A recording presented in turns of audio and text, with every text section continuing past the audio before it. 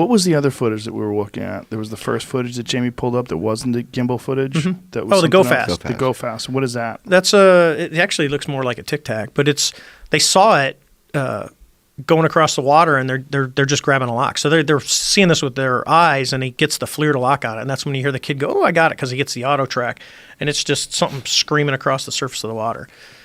So. And this is in the same area? This is East Coast, yeah. This is the same time frame as the gimbal video.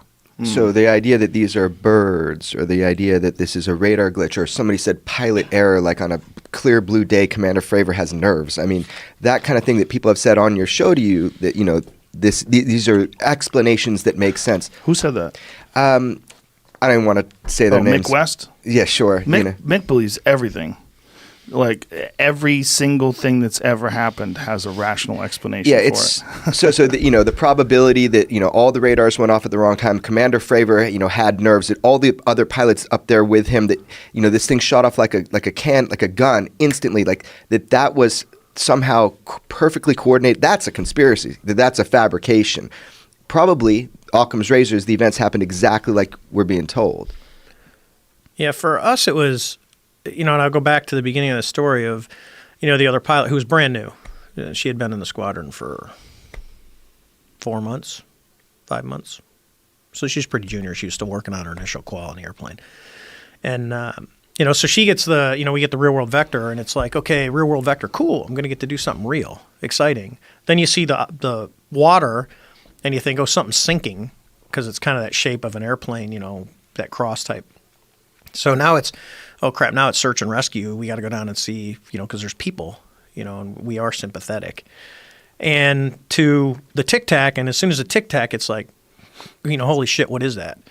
You know, and when you get, you know, some people get very emotional when you talk about it, because for me it was like, you know, for her, when you talk to her, she has a disdain for some of the leadership that didn't tell us that these things were out there. You know, they're here now, we're getting vectored because we were the first time the manned airplanes had been airborne when one of these things showed up.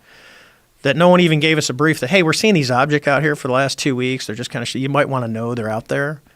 And they never told us. No one knew these things existed besides the radar operators. And the radar operators didn't know what they were. They just knew they were seeing blips. You know, so there's a lot of stuff that, you know, that it flew around and it came around me, and it didn't do any of that stuff. It's the story that I gave you is just relatively benign, but it was, you know, it's an interesting experience. You know. So these incidents that they reported were taking place before you saw that Tic Tac encounter. Yeah, they were taking place over a period of how many weeks? 2 weeks. 2 weeks. We went out at the beginning of the month for this 2 week at sea period.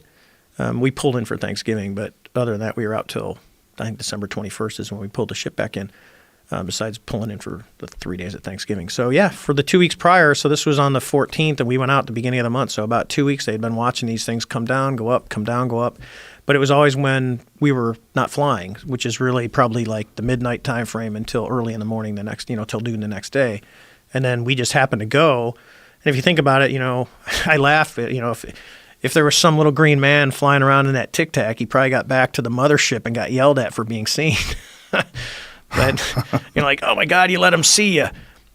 So have you communicated with anybody that has any thoughts on what these things are doing, or whether or not there's any consistency to the size of them, or whether or not they think they're coming out of a larger object, or anything along these lines? No. You know, you can ask, well, because I was asked, you know, what do you think they were doing? You know, and I said, oh, you can look. Well, they were observing, you know, because they're coming down and watching. Number two is they were communicating, because I think, you know, in my heart, I think there was something under the water. I don't, you know, what it was doing there. But when we went back, because of when you saw the X, the cross-looking thing. Explain that again. So the disturbance seemed to be in the shape of a cross? Yeah, like I describe it as it's about the size of a 737. So just think if you submerge the 737, pointing it to the east underwater by like, you know, 10, 15 feet. So as these waves are coming across, when they, you know, they hit that object, they're going to break on top, just like you would with a submerged, like a seamount. So, and they're breaking it, and that's where the Tic Tac was at. That's the only reason we saw the Tic Tac. That's what drew our eyes down there, is we see this whitewater when it's a perfectly clear day with no whitecaps, and you go, whoa, what's that? And then you see the Tic Tac, and then we do all the chasing of the Tic Tac, and we turn, we're right there, and we turn around, and there's no whitewater. It's just blue as far as you can see. So at that point, you go, okay, what was it doing? Because there was obviously something there that's not there now. So that's where I say, well, it was observing us. It could have been communicating with whatever was there. And then someone else looked at me and said, I was talking to Lou, and he goes, what about prepping the battlefield? I go, okay.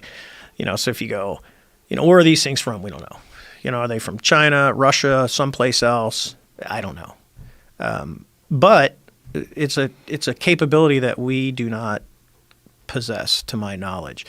And if you ask me in 2004, because there's a lot of guys go, well, maybe it's some secret government program. I go, all right, well, let's be honest. One, if you have a propulsion system that gave the capabilities that we observed visually, that's a huge leap for mankind, period. So you would say, it was, think about it. It's going to be 15 years next month that we saw this. I would like to think that, okay, maybe let's just say in 2004 it was something, somebody had this, some government had this, ours, whatever.